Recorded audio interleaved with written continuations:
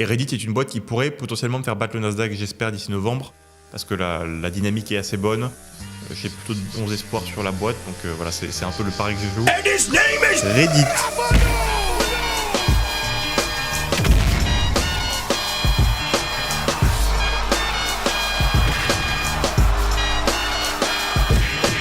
Bonjour à tous, on se retrouve aujourd'hui 6 mois après le début du challenge pour le bilan. Le premier bilan des 6 mois dans lequel on va analyser en détail les positions qu'on a prises, les performances de chacune des positions et puis la performance générale du portefeuille. Je ne vais pas entretenir le suspense plus que ça, c'est extrêmement bien parti puisque le mois dernier on avait 2000 € de plus-value et ce mois-ci, spécifiquement pour les 6 mois, on a 8000 € de plus-value quasiment. On a fait plus 6000 en un mois, donc évidemment un mois exceptionnel. Vous allez voir le pourquoi du comment dans cette vidéo. Mais donc, c'est aussi un mois où on va essayer de bien réfléchir en profondeur à la stratégie qu'on a adoptée et potentiellement faire pas mal de changements pour essayer non seulement de conserver nos gains, mais aussi de restructurer notre portefeuille pour qu'il soit vraiment le plus performant possible. Alors, pour ce bilan, j'ai fait un petit tableau que vous pouvez voir pour qu'on puisse vraiment rentrer dans le détail des chiffres et comprendre tout ce qui s'est passé pendant ces 6 mois. Je vais vous montrer, c'est assez facile, avec la première entreprise qu'on a achetée. Donc, on l'a acheté, cette entreprise, le 13 mai 2024 à 19h28 précisément. C'était Microsoft en l'occurrence, la première boîte qu'on a acheté. J'en ai pris 2 actions pour 414 $, donc pour un investissement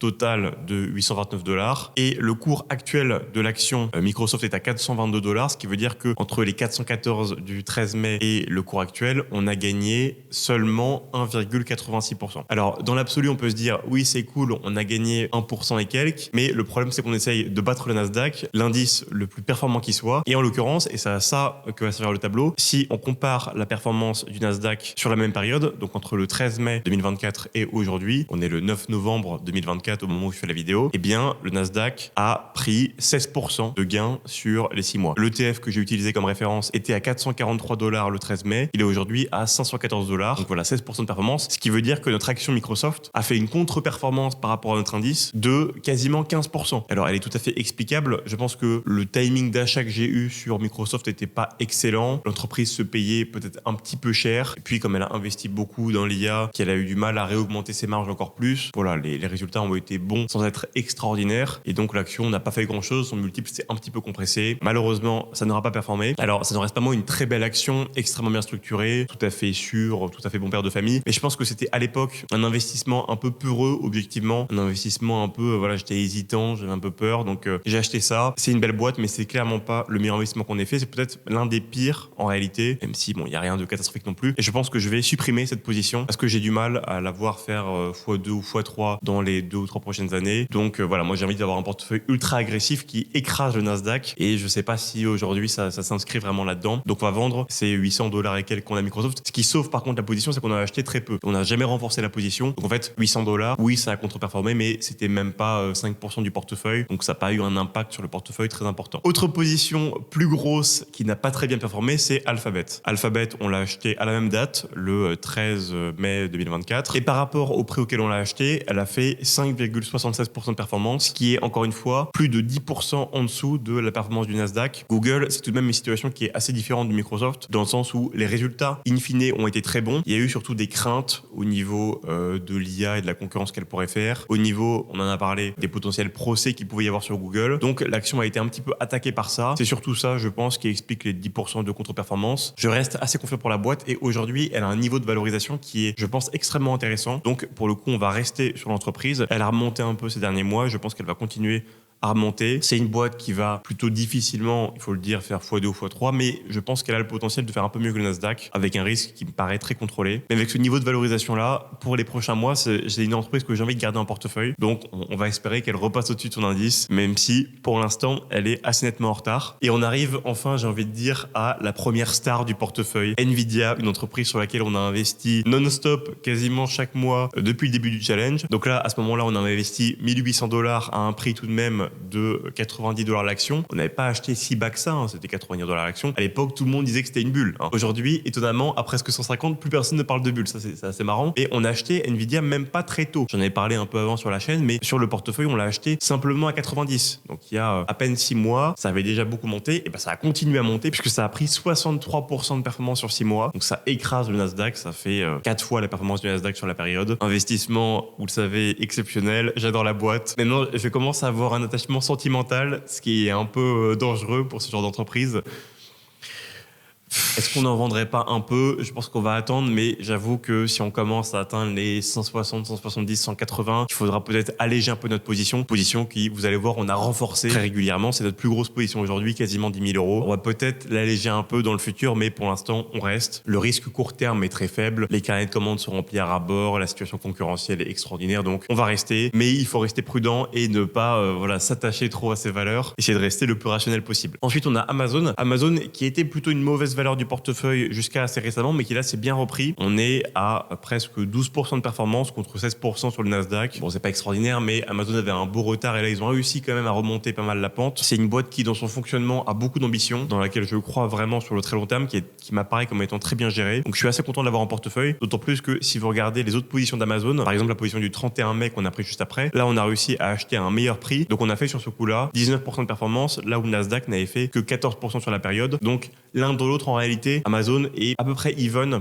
sur notre portefeuille avec le Nasdaq, période par période. C'est une boîte qu'on va garder, je pense qu'elle peut battre le Nasdaq. Ça reste peut-être un peu défensif, c'est vrai, c'est plutôt bon père de famille, mais je trouve que dans la vision de Jeff Bezos, dans la stratégie globale de l'entreprise, il y a une culture de la prise de risque et de l'innovation que j'aime beaucoup. Donc on va garder Amazon et passer à la superstar du portefeuille, même au-dessus d'NVIDIA. Alors, c'était dur à croire, mais c'est ce qui s'est passé. Une boîte qui a fait mieux qu'NVIDIA sur la période, Reddit, acheté pour la première fois le 31 mai 2024 à un prix de $54 l'action. Aujourd'hui, l'action vaut $134 l'action. On a donc quasiment 150% de performance sur à peine plus de 3 mois, quasiment un x3 sur la valeur, une performance qui évidemment écrase complètement le Nasdaq, c'est incomparable puisque le Nasdaq fait 14% sur la même performance, donc on fait plus que 10 fois mieux que le Nasdaq sur la valeur. Alors évidemment, c'est une véritable explosion, ça fait peur. Objectivement, $134, moi, je l'ai dit en plus parce que je sentais que c'était une boîte qui pouvait exploser, mais j'aurais préféré qu'elle monte petit à petit comme ça, tranquillement, que j'ai pas à prendre de décision. Là, $134, je trouve ça un petit peu soudain, un petit peu fort, même si je crois tellement en la valeur sur le long terme. On va peut-être alléger un petit peu la position à ce prix-là. Aujourd'hui, c'est une position qui est devenue très grosse dans notre portefeuille parce qu'elle a explosé. On a investi que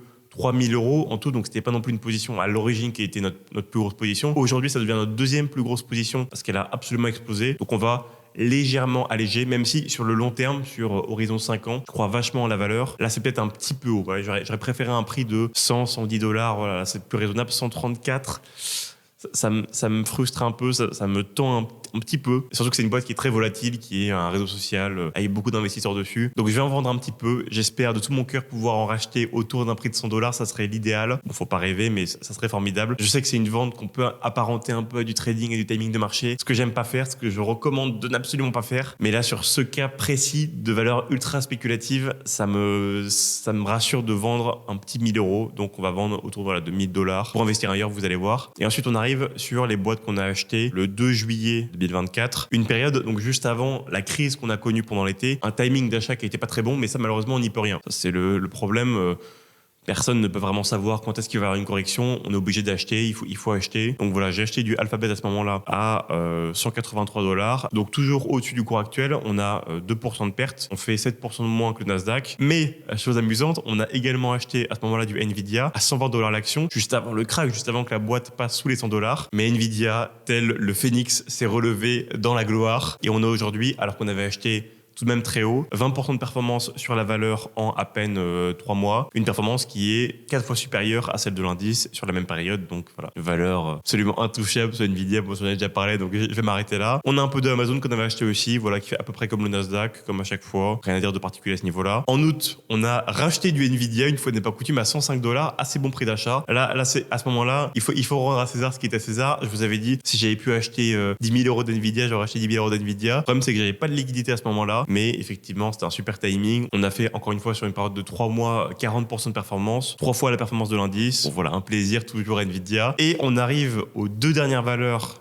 qu'on a acheté relativement récemment, Reddit, qu'on avait renforcé spécialement pour ce moment, à raison, puisque la boîte a fait 125% de performance. Bon, merci Reddit. Enfin, je suis reconnaissant de cette entreprise qui a littéralement sauvé notre portefeuille. Donc 125% de performance sur un mois et demi, 2 mois à peine. Enfin, c'est absolument lunaire. Donc on fait encore une fois plus de 10 fois la performance de l'indice. Et Le petit dernier, Lyft, qu'on va renforcer aujourd'hui parce qu'une entreprise dans laquelle je crois beaucoup. Petite boîte très décotée qui avait donné des bons résultats mais que personne n'avait vraiment vu. Et je les avais vus et ils ont redonné de bons résultats. Et cette fois, la valeur a bien pris. Elle a pris 30%. Sur un mois, c'est une performance idéale, évidemment. 30% à un mois, c'est formidable. On va racheter un peu l'entreprise. L'argent qu'on a enlevé de Microsoft et de Reddit, on va le mettre sur Lyft pour essayer d'avoir une position plutôt autour de 3 000 euros. Et il va y avoir une nouvelle action qu'on va acheter. Je vous en parle juste après. D'abord, on va comparer la performance totale du portefeuille avec la performance du Nasdaq. Sur les 6 mois, le Nasdaq fait 16%.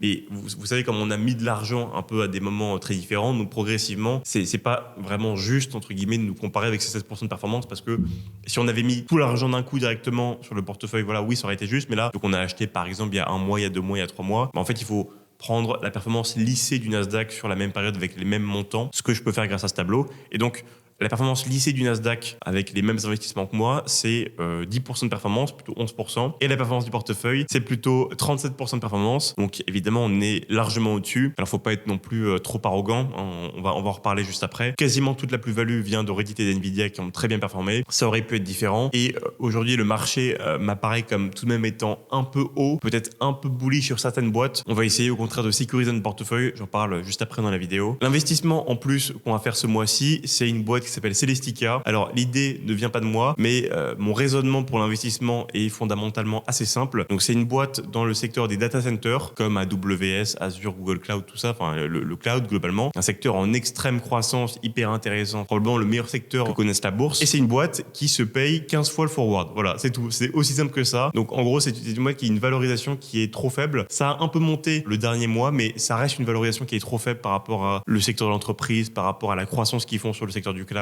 par rapport aux marges. Il y a un problème. Il y a un problème de valorisation. C'est peut-être la boîte data center la moins chère qui soit. C'est une boîte qui est, comme l'était Nvidia il y a 6 mois, très bizarre financièrement. C'est-à-dire les caractéristiques qu'elle affiche financières n'ont aucun rapport avec le niveau de valorisation qu'elle a. Donc voilà, je vais en acheter pour ce que j'ai. Voilà, je me mets mes derniers copecs, mais j'y crois très franchement. Mais également, ce que j'aimerais faire avec ce portefeuille qui est quand même assez haut et ce marché qui commence à monter à des niveaux qui me font un peu peur, notamment quand on regarde des boîtes connues comme étant assez spéculatives comme Tesla, comme Palantir, comme même Reddit, vous voyez, qui monte à 134. Ça commence à me stresser un peu. Donc j'aimerais bien, peut-être pour cette deuxième partie d'année, constituer une petite poche de portefeuille qui ne soit pas dépendante du Nasdaq 100 et de la tech. Une poche un peu sur le côté, potentiellement investir dans des plus petites boîtes, plus value, plutôt du value investing, qui me servent quand le marché est très haut à investir sans avoir à grincer des dents trop. Donc je vais essayer ces prochains mois de me constituer une petite poche, alors pas très grosse, de peut-être 5 000 euros par exemple, avec quelques valeurs plutôt value, dans lesquelles je crois, dans lesquelles je pense qu'elle peut avoir une performance au niveau de celle du Nasdaq, mais sans y être corrélée. Vous voyez, pour que